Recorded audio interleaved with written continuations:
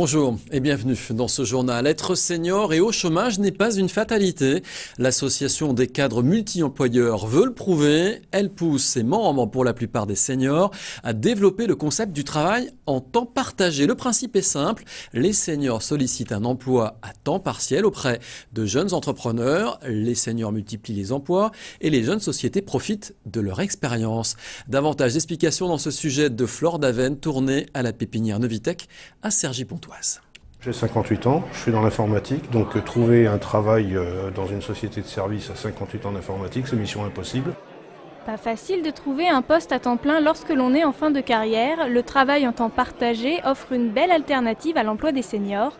Il leur permet de mettre à profit leurs longues expériences au bénéfice de plusieurs jeunes entreprises.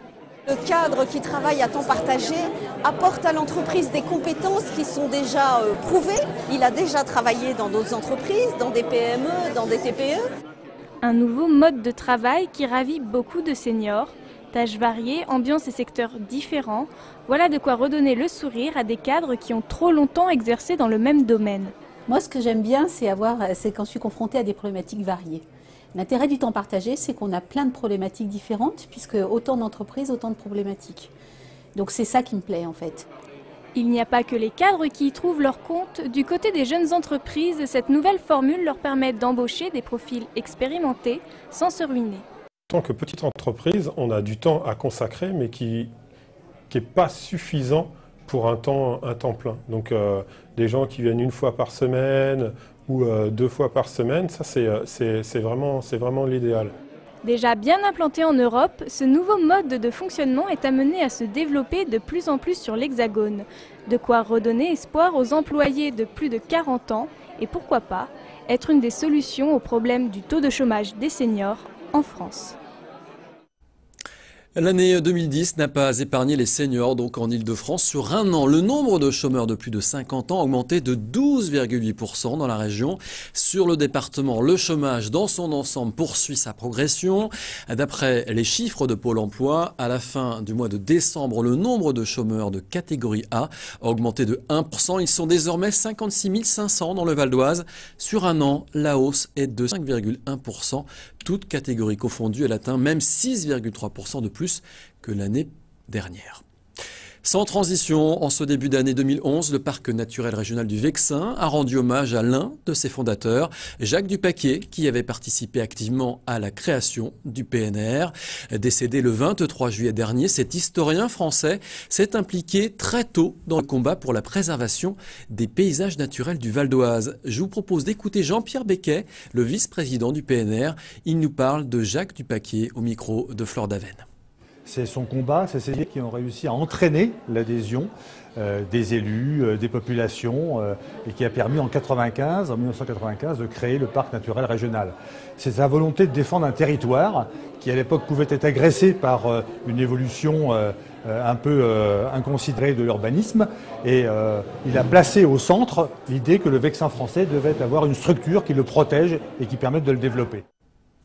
En bref, le co-directeur de l'EMB à Sannois, invité de Énergie Paris et VOTV, c'est ce week-end. Harmonier anime cette salle de concert qui fêtera ses 20 ans en 2012. Des Rita Mitsuko à Tété, des Ogres de Barbac à Sinsemilia. 2000 groupes sont passés à l'EMB. Dans l'émission de Énergie Paris et VOTV Paris 360 Le Mag, Arnaud Monnier raconte l'aventure de l'EMB et il réagit à l'actualité. Je vous propose de découvrir le portrait d'Arnaud Monnier et donc à travers lui de l'EMB à Sannois. Portrait signé Johan Bensoussan. Des Rita Mitsuko à Tété, des Ogres de Barbac à Sinsemilia. En un peu moins de 20 ans, environ 2000 groupes ont fait un petit détour par le MB de Sannois. Des histoires de quelques heures, parfois de quelques jours, qui s'affichent un peu partout sur les murs. On voit, c'est je crois une des premières tournées de trio là-bas. Alors en plus elles sont dédicacées pour certaines. Certains qui ont disparu, d'autres qui sont devenus des stars. Témoin numéro 1 et quelquefois acteur de ses carrières musicales, Arnaud Monnier a repris cette salle en août 1994. Café, le nerf de la guerre quand on bosse dans le rock'n'roll.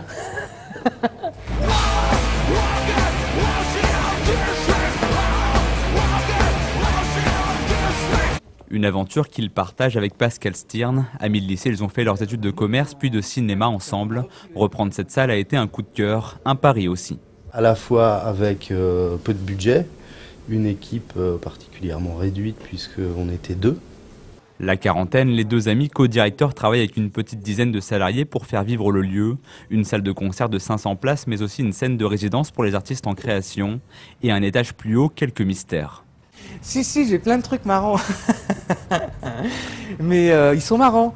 Mais ils sont, voilà, ils sont secrets, quoi. Justement, c'est ça le spectacle, c'est que l'envers du décor, c'est l'envers du décor et ça doit rester l'envers du décor, à mon avis. Sur les loges et ses secrets, difficile d'en savoir plus. Une intimité et une salle à taille humaine, voilà peut-être ce qui fait aujourd'hui le succès de cette salle proche de la barre des 300 000 entrées depuis sa création. Et pourtant, il y a 20 ans, ils n'étaient pas nombreux les artistes nationaux et internationaux à se produire ici, à une vingtaine de kilomètres de Paris. Faire venir des artistes connus dans les territoires identifiés, banlieues, quartiers, ça n'a pas été facile, ouais, mais aujourd'hui, l'histoire, l'expérience, la durée fait qu'effectivement, on a aujourd'hui cette possibilité, quoi. Devenu la référence en matière de musique actuelle dans le Val d'Oise, l'EMB de Sannois attire aujourd'hui un public venu du département, bien sûr, mais aussi de toute l'Île-de-France et de sa capitale. Une fierté pour Arnaud Monnier, mais pas encore un aboutissement. Lui rêve maintenant d'agrandir les lieux. C'est donc à voir sur Énergie Paris et sur VOTV ce week-end et bien sûr à voir on demand sur vonews.fr également. Et pour terminer ce journal, une idée de sortie avec l'exposition de Véronèse à Matisse. C'est à voir à Pontoise, précisément au musée Tavet de la Cour, qui vous accueille jusqu'au 6 mars pour une découverte de 150 œuvres balayant 5 siècles d'histoire du dessin. Un mélange d'aquarelles, d'esquisses et de croquis dépeints par Flore Daven. C'est dans un musée aux allures de manoir austère que Matisse, Pissarro, Poussin ou encore Géricault se disputent les murs de cette exposition.